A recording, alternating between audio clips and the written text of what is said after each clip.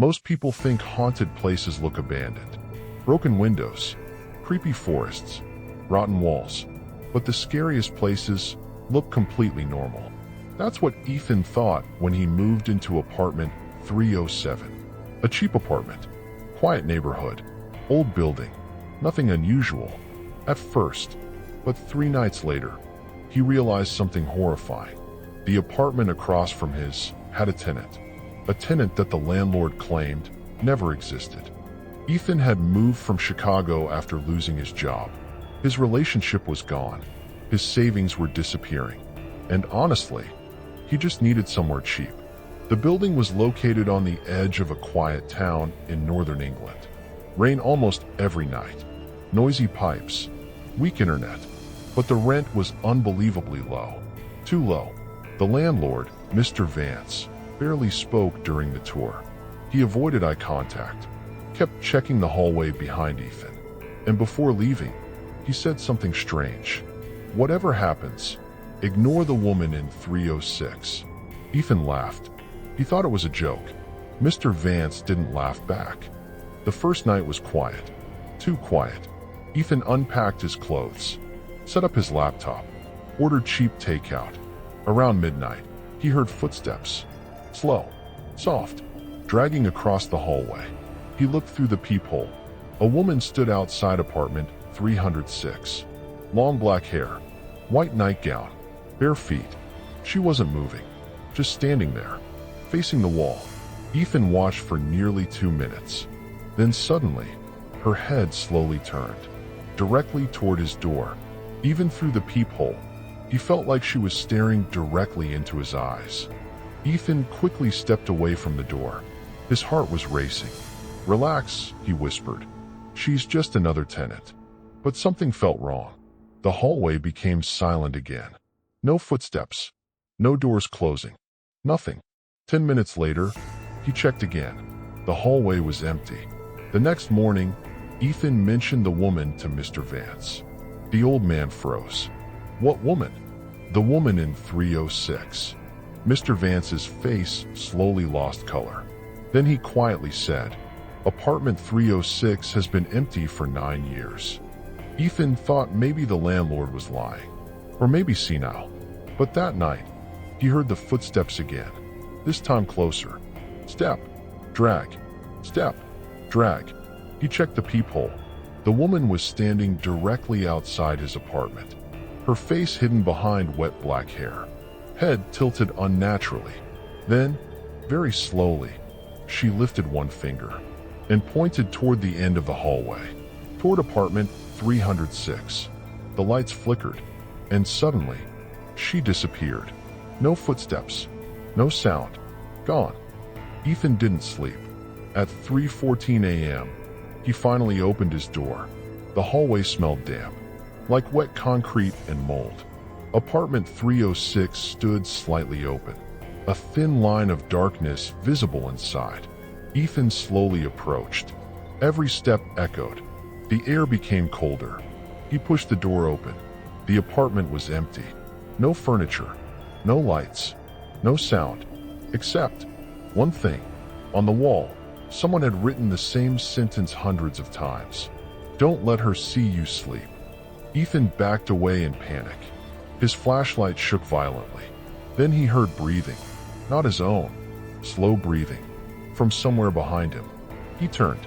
The woman stood inside the apartment, right behind the front door. She hadn't been there before. Her face was visible now.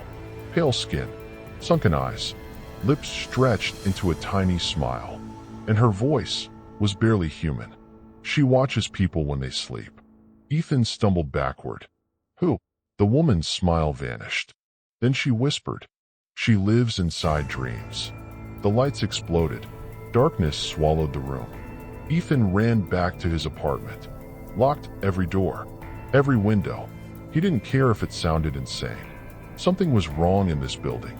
At 4 a.m., he finally fell asleep on the couch. And that's when he saw her. Not the woman from 306. Something worse. A tall figure standing beside his bed. Too tall. Its neck bent unnaturally. Its face hidden in darkness. And slowly, It leaned closer, closer, closer, until Ethan woke up screaming. But the worst part wasn't the nightmare. The worst part was the wet footprints beside his couch.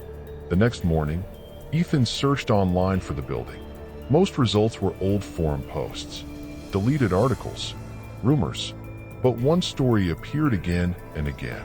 9 years earlier, a woman named Clara had lived in apartment 306. Neighbors reported hearing screams every night. People claimed she never slept, never left the building. Then one morning, 3 tenants vanished. No signs of struggle, no bodies. Only one thing remained: wet footprints leading into Clara's apartment. Police entered the room. They found Clara dead, eyes open, smile frozen on her face. And according to the police report, her body had been dead for at least 2 weeks. Before the disappearances even happened, Ethan tried leaving the building, but something strange happened. Every time he reached the front door, he heard whispering, soft voices, right behind him. At first he ignored them. Then one whisper became clear. "Don't fall asleep." The voice sounded terrified, almost desperate. That night, Ethan covered every mirror in his apartment, kept every light on, drank coffee until his hands shook. But exhaustion always wins. At exactly 2:47 a.m., he accidentally closed his eyes, just for a second. And when he opened them, someone was sitting at the end of his couch, watching him. It was Clara, but she looked different now. Her skin darker, eyes completely black, mouth stretched wider than before. She slowly raised one hand and pointed toward Ethan's bedroom. The bedroom door creaked open by itself. Inside the darkness, something moved. A shape, tall, thin, crawling across the ceiling. Ethan couldn't breathe. The creature moved like a spider, limbs bending the wrong way. Then Clara whispered, "She found you." The creature suddenly stopped. Its head snapped toward Ethan, and then it smiled. Ethan ran into the hallway. The lights were dead. Only emergency red lights remained. Every apartment door was open.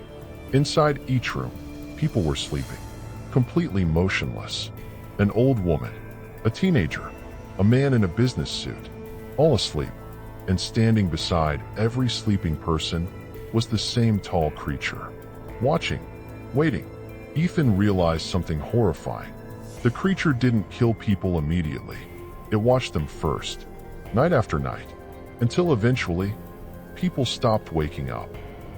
Ethan reached the lobby. Mr. Vance was waiting there, as if he already knew. "You stayed too long," the old man whispered. Ethan grabbed him. "What I asked that thing?" Mr. Vance looked close to tears. "Clara brought it here. Years ago, Clara became obsessed with lucid dreaming. She believed dreams connected to another world. One night, she succeeded, but something followed her back.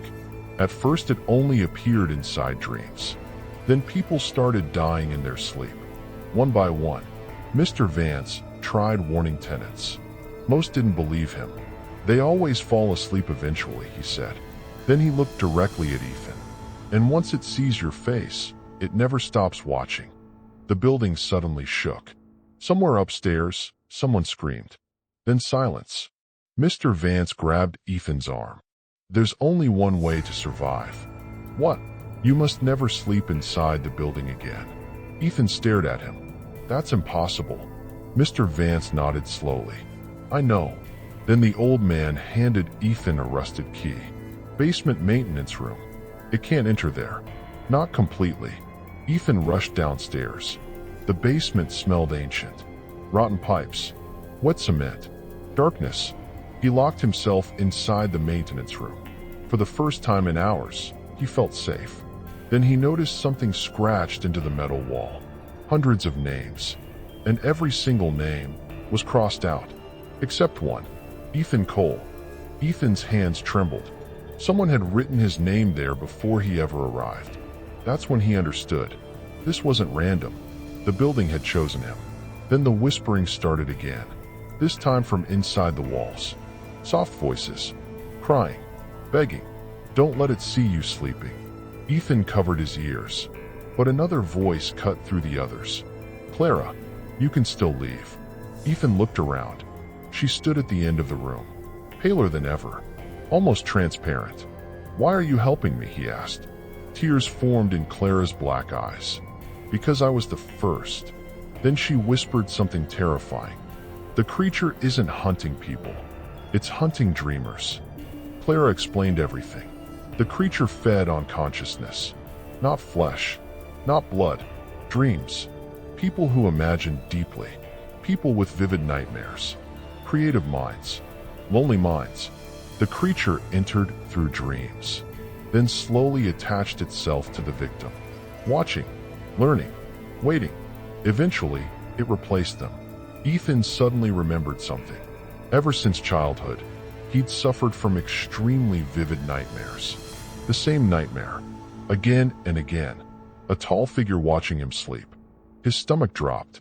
"What if it's followed me before?" Clara slowly nodded. "It has." The room became silent. Then Ethan asked the question he feared most. "What happens when it replaces someone?" Clara's expression broke. "They keep dreaming forever." Hours passed. Ethan fought sleep with everything he had, but the whispers kept growing louder. Then the maintenance room door slowly opened. No one stood outside, only darkness. And from that darkness came the sound of crawling. Scratch, scratch, scratch. The creature entered slowly. Its body bent unnaturally against the ceiling. Arms too long, smile too wide. Ethan froze. The creature stared directly into his eyes. Then suddenly, it spoke using Ethan's own voice. "You're already dreaming." The room disappeared. Everything vanished. Ethan woke up inside his apartment bed. Morning sunlight filled the room. For a second, he thought it was over. Then he looked at the wall beside his bed. Wet handprints. Days passed. Ethan stopped trusting reality. Sometimes people in town stared too long. Sometimes strangers smiled exactly like the creature. Worst of all, he kept losing time. Hours disappeared. He'd wake up standing in different places, holding things he didn't remember touching. One evening, he checked his phone gallery. Hundreds of photos had appeared. Photos of sleeping people, inside buses, coffee shops, train stations, and in every single image, hidden somewhere in the background, was the creature. Watching, Ethan realized the horrifying truth. The creature was no longer trapped inside the apartment building. It had attached itself to him, and now, wherever Ethan went, it followed. Ethan tried staying awake for 3 straight days. By the 3rd night, he could barely stand. The creature appeared everywhere now, in mirrors, in windows, in reflections, always smiling. Then Ethan received a voicemail from Clara, but Clara was dead. The message was distorted, static everywhere. Yet one sentence became clear. "If you fall asleep willingly, it enters completely." Ethan sat alone inside a motel room, hands shaking, eyes burning. He understood the truth. The creature fed on fear, on exhaustion, on hopelessness, and eventually, every victim made the same choice: to finally sleep. The lights inside the motel suddenly went dark, and a familiar smile appeared in the bathroom mirror. Ethan backed away slowly. The creature stepped out of the mirror, not walking, gliding. Its body twisted unnaturally as shadows spread across the motel walls. Ethan screamed, threw a lamp, ran for the door, but the hallway outside wasn't the motel anymore. It was the apartment building. Same yellow lights, same endless hallway, same apartment doors. And at the far end stood Clara. Tears rolled down her face. "It's too late," she whispered. The creature moved closer. Ethan's vision blurred. He hadn't slept in nearly 4 days. His body finally gave up. He collapsed onto the hallway floor, and for the first time, he closed his eyes willingly. The creature leaned beside him, smiling wider and wider. Then everything went black. Some nightmares don't end when you wake up. Sometimes they wake up with you.